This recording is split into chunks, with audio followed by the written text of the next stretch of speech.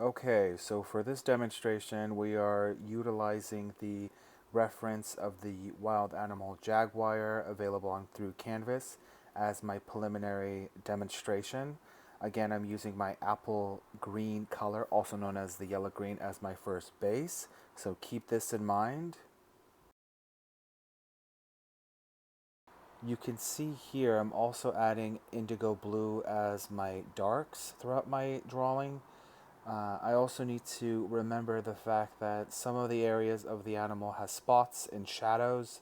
I'm actually going to go over those areas with the indigo blue just for the preliminary base, which I'll also keep in mind to go over with a different color. And I also need to remember where my darks and lights are in relationship to how much blue I actually add. Remember, you don't want to apply too much pressure. A little bit goes a long way. Continuing with my first layer of my base of the drawing, I'm actually adding a little bit of the true blue around the nose and mouth area, as well as some yellow ochres and some peach colors for some highlights. Also going around with the darker shadows with some Tuscan red and dark brown.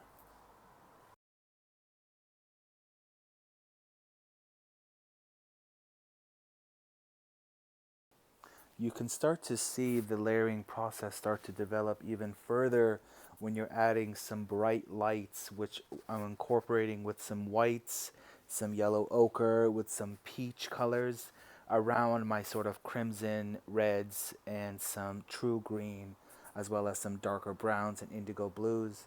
And sort of working around that layering process, you'll start to get in that habit of working dark to light, which you really want to kind of focus on.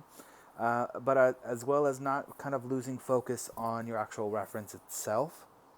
What I would highly recommend within this process is, again, constantly work from darks to your lights. But now, when I'm adding my sort of final layers, I can add brighter yellows, more golden colors, Spanish orange, a little bit of crimson reds, as well as some whites to kind of give some sort of depth.